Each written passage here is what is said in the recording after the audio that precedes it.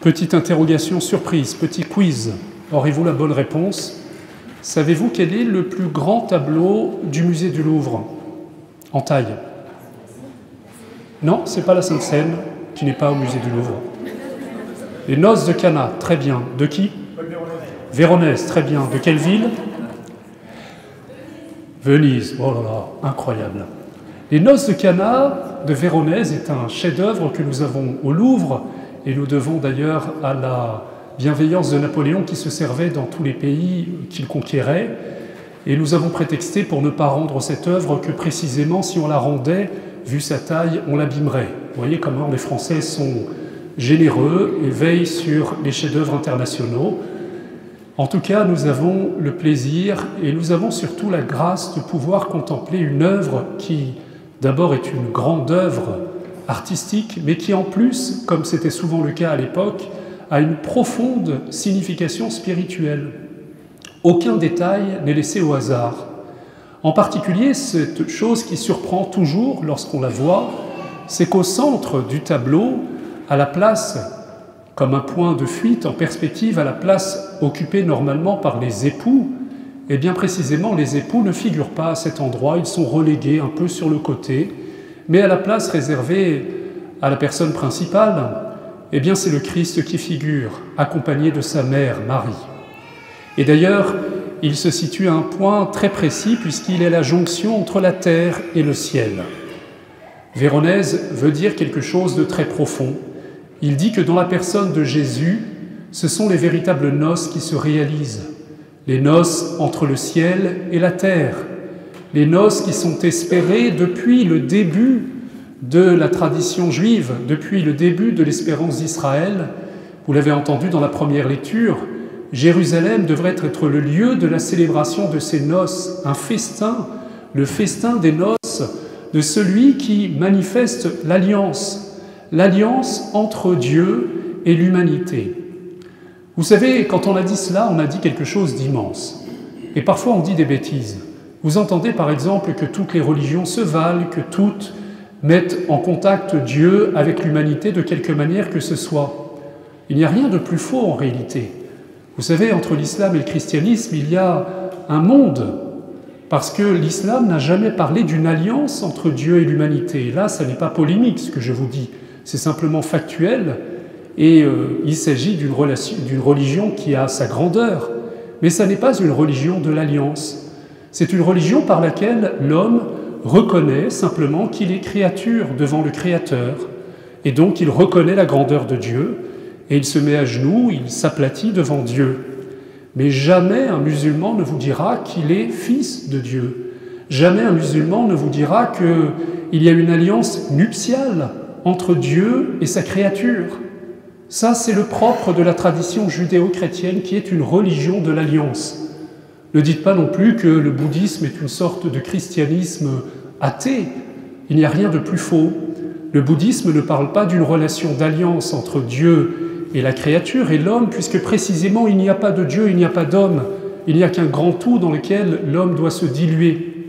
Donc on ne peut pas parler d'une relation de confiance, d'amour, une relation mutuelle dans laquelle, comme dans des noces, eh bien l'époux et l'épouse se communiquent le meilleur de leur cœur et le plus profond de leur être.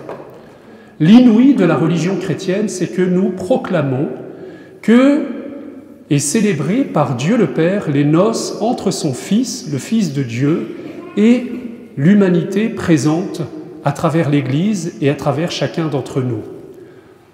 La réalité, c'est que le jour de notre baptême, nous avons revêtu, chacun d'entre nous, une robe blanche, la robe nuptiale, c'est-à-dire que nous avons été épousés par le Christ.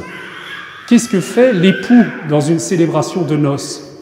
Eh bien, l'époux déclare son amour d'abord.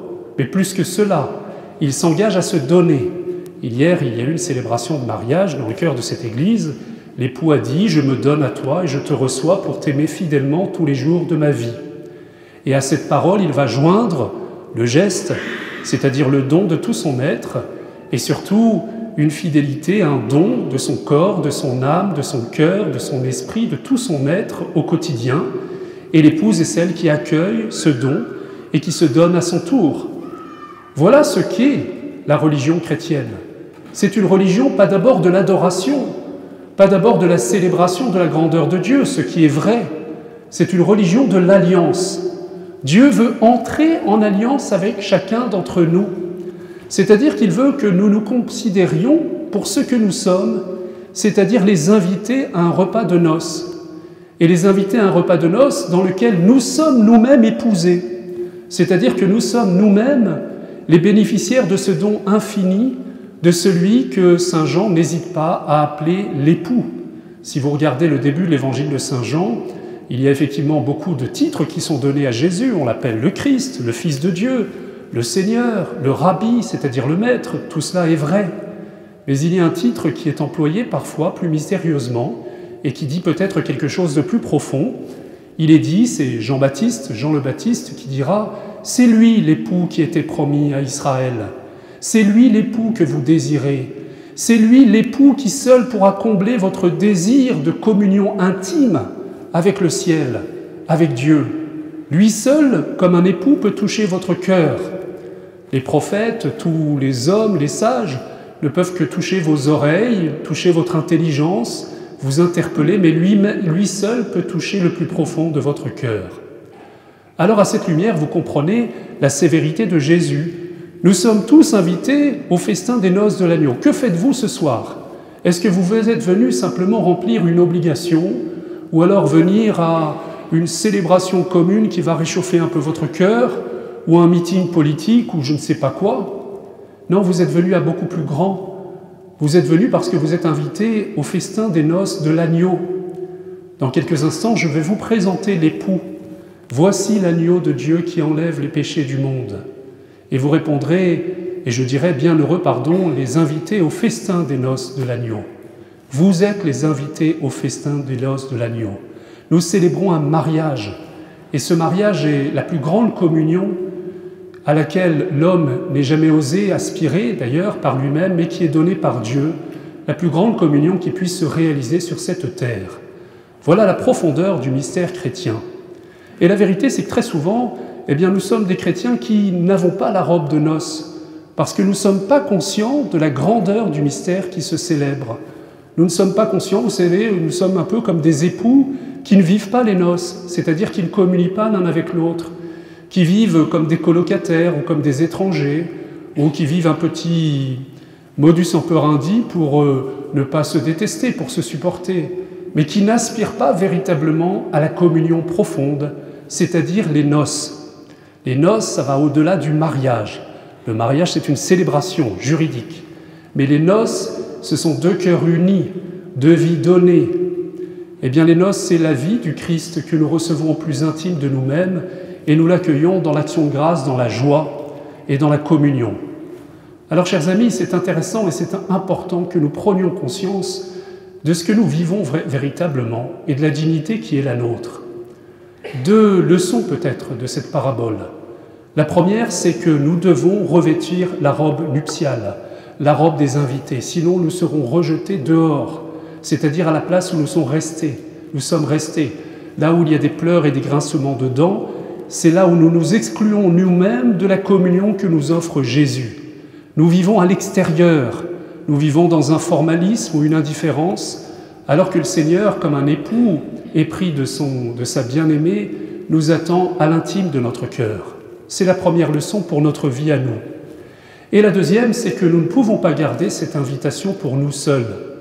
Et vous l'avez entendu, si ceux qui ont été appelés ne viennent pas, on en appellera d'autres, parce que c'est toute l'humanité, c'est tous les hommes qui sont appelés à cette communion intime avec Dieu, même s'ils ne le savent pas. Et nous devons avoir ça dans notre cœur. La robe nuptiale que nous n'avons pas peur de revêtir, c'est aussi notre témoignage de chrétien, c'est-à-dire ne pas avoir peur d'afficher ce que nous sommes, d'affronter aussi les contradictions que nous pouvons affronter. Le temps du martyr et le temps de l'Église, et c'est notre époque, comme à toutes les époques, et peut-être que notre époque nous le rappelle. Alors nous devons demander d'abord d'être remplis de cette dignité, de cette conscience, de la grandeur du mystère auquel nous sommes unis chaque dimanche. Et parenthèse, si vous êtes là, pourquoi êtes-vous là? Est-ce que vous êtes là parce que la chorale est belle?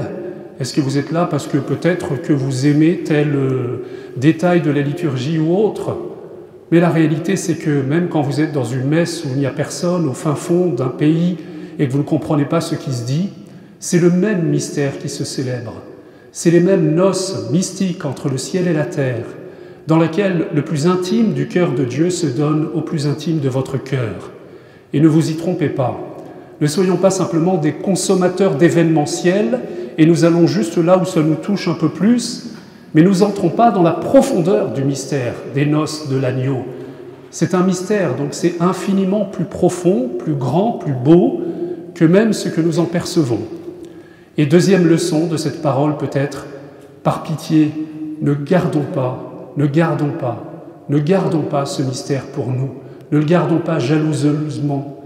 Le signe que nous avons vraiment rencontré le Seigneur, c'est que nous voulons le communiquer. Il faut entendre Paul dans ses lettres parler et dire « Malheur à moi si je n'annonce pas l'Évangile, malheur à moi si je reste dans cette espèce de conformisme qui fait... » Vous savez, on souffre beaucoup d'une mauvaise conception de la laïcité. La laïcité discrétion, la laïcité politesse, tu parles, la laïcité lâcheté, la laïcité qui fait que nous nous planquons et nous n'offrons pas la beauté que nous devons offrir au monde, qui doit rayonner et qui doit attirer, parce que nous ne considérons pas forcément sérieusement au plus profond de notre cœur que tout homme, que toute femme, quel qu'il soit, est appelé à cette communion profonde, intime et merveilleuse. Alors bienheureux êtes-vous, vous qui êtes ce soir invités au festin des noces de l'agneau, invitez beaucoup d'autres, appelez-les et rayonnez de cette conscience, de la grandeur du don qui nous est fait en Jésus-Christ, l'époux de Dieu. Amen.